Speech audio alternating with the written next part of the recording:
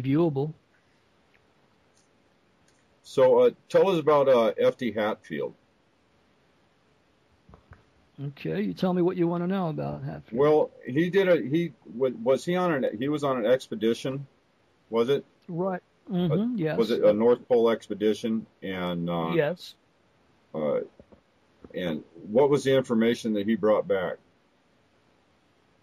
Well, they had seen, a mountainous, pretty much a tropical type of a setting up there, and after the 84th parallel is what he reported, I believe.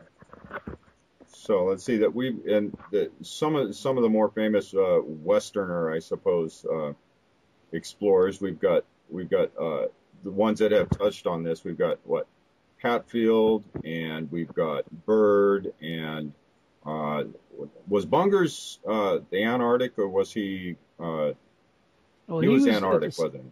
He was Antarctic, the South Pole, at the same time that Admiral Byrd was doing his exploration on the North Pole.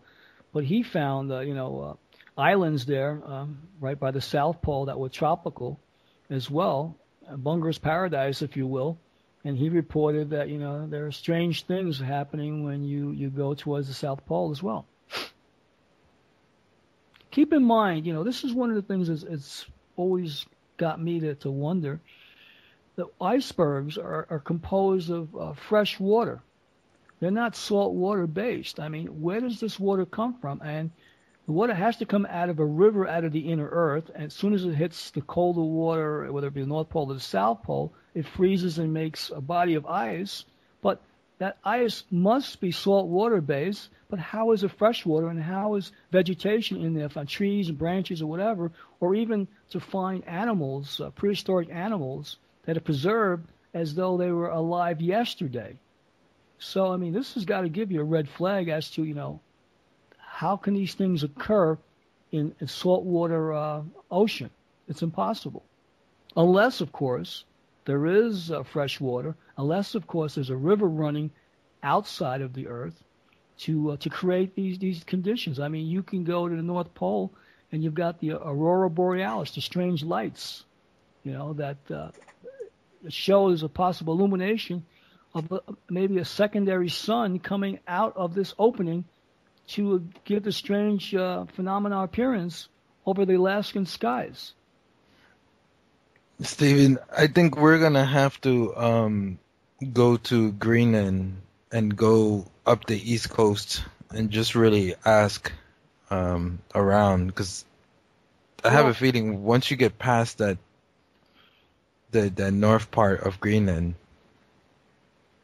Well, are you familiar with the Lost Colony? For those who are listening, if you'd like to know about the Lost Colony, you can go on YouTube and just Google the Lost Colony. It's a story about Eric the Red, who took people from Greenland up. He was told by the Eskimos that if you went 30 days north of Greenland, you'd find a land of milk and honey where you have hunting, elks, and food.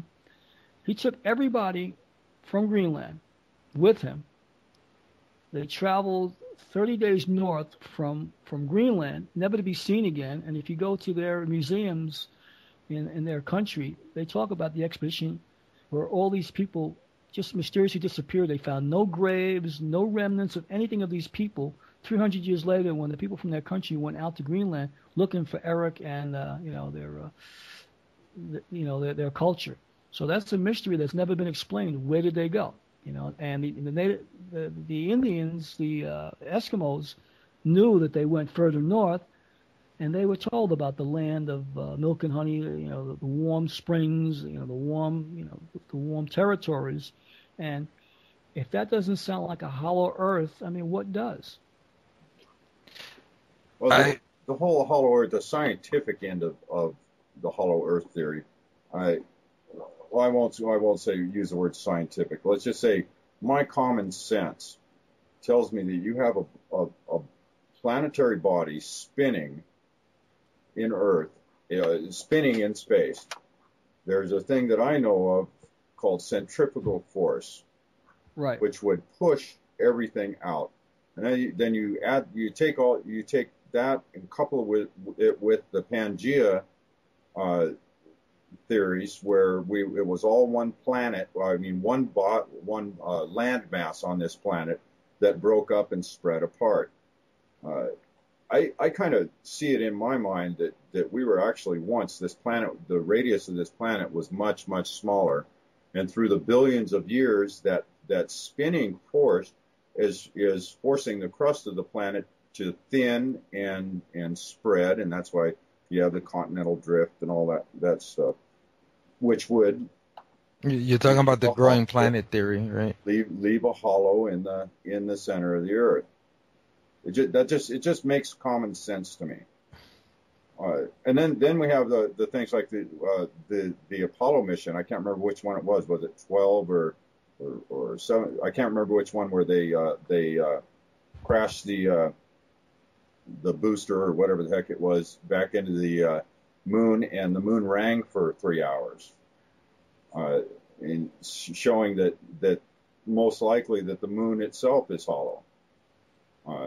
So I kind of personally see that it just makes sense to me that any spinning mass like that is going to expand and create a hollow cavity on the interior. Well, I would not be surprised, or people shouldn't be surprised if they realize that, there are more than the Earth and many other planets are hollow, and that other civilizations might have existed elsewhere as well within our solar system and other places as well. Absolutely. Yeah. The legends that I hear, especially the one about Smoky God, is one of my favorite books to read. Well, I put that up on YouTube. You can hear the narration of the Smoky God. I have it up, I believe, on my YouTube site. But yeah, that's an interesting story by someone who will claim to have spent 2 years, I believe, living with them. Him and his father ended up by boat going north and ended up going into the Hollow Earth, and they met some of the people who they lived with, and they stayed there. And then after 2 years, he wanted to come back, and they couldn't come back the way that they came to the North Pole, so they had to come to the South Pole, to the rivers that go inside of the Earth and navigate to the South Pole. And coming out, the father ended up dying, and he ends up getting picked up by a trawler. And when he told his story, they ended up putting him in an insane asylum, I believe, for almost 30 years before he got out. And so he ended up, yeah. And then from there he left and went to the States. Yeah, he ended up living in Los Angeles, and just before he died, he shared this story only to be written then in fear of they would lock him up again and put him away. Hmm. So probably one of the most widely known, and at least it was one of the first ones that I came across, was the Admiral Byrd. For those who may be listening who don't know this story, would you briefly run through that? Well, Admiral Byrd was commissioned by the government to take an expedition to the polar openings north and south. And the reason why they wanted this done, because the Germans, Hitler in particular, believed in a hollow earth, and they wanted to beat the Germans to the hollow earth because the Germans were trying to set up a place called New Swabenland, and they were trying to find out where this continent or island existed. So they were trying to find out, what was Hitler doing, going north to south, either South Pole or North Pole, and where was this mysterious place that he had already found?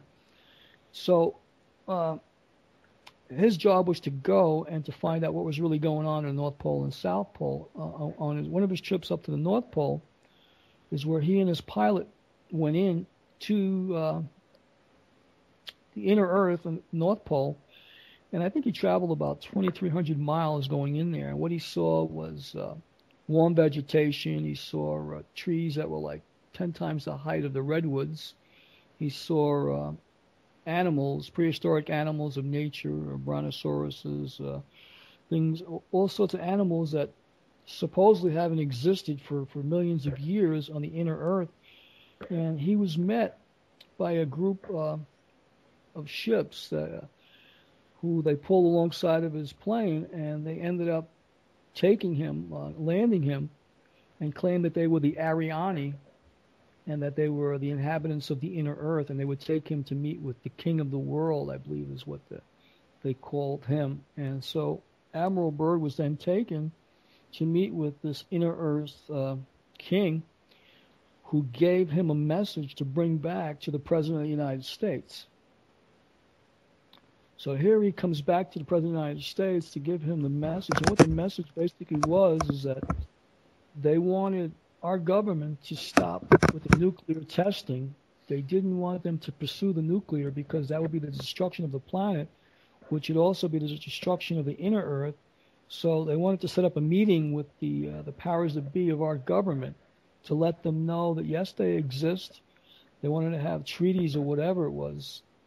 And next thing you know, they sent out ships over, sightings were over Los Angeles. There were sightings over the White House, whatever. And then our government started taking a shot at all these UFO type of vehicles in response to, their goodwill. They were trying to stop the madness at that point. So interesting enough, Byrd, when he came back, shared this information on the journey into the North Pole. And this was what was cited by him in his secret diary that years later that was passed on, that only came out years later. So didn't they the government mounted a big expedition to the South Pole shortly after that, sent a bunch of warships and aircraft carrier and all. I can't remember what it was. 10,000 yes. men. Yeah, with dirigibles that were designed to be able to get through the ice, so that way they could get to the South Polar opening. Yes. Mm-hmm. Right, and they got their asses handed to them, and they came running back with like the dog with its tail between his legs. There are very few ships came back from that. Isn't that the I think that they lost 2 or 3 ships. I can't remember what it was. Well, the interesting thing about that is that during World War II, like 50,000 submarines were like unaccounted for. They don't know what happened to them, where they went. So could very well be that they went to the South Pole, to this new Swabenland, or to the polar openings, and this is why the U.S. was going down there, because it was a secret place that the Nazis had found. Yeah. The story just gets more and more amazing the more you start digging into this. Have you ever come across Brooks Agnew's stuff? I saw some of his things. I know some people like James Gilliland and other people who know him, and I've never met him personally. I have friends who know him, but his big thing that I was told was that he wanted to put an expedition together to go up to the North Pole to actually find the opening at the North Pole. Yeah, and he also traveled around the world looking for evidence of this and stories. And it just seems that the more you look into this, the more you find evidence. But there's a great trying to remember their name. There's a father and son from South Africa, and they have a book called The Land with No Horizon. And they do the whole scientific look into this. And from what I heard in their interview, when they start talking about, I don't know if you're familiar with the shadow zone, when you have an earthquake, how it rings still, and that's only possible if it's hollow. If it's solid, the way they teach us in school, that wouldn't happen. Makes you wonder. Yeah. Yeah, and what gets me frustrated with school is that they teach it as fact when it's only a theory, because they've never proven. But if you give them any other theory, they're like, oh no, that's impossible. Well, that's basically it's suppression of to be a free thinker. When you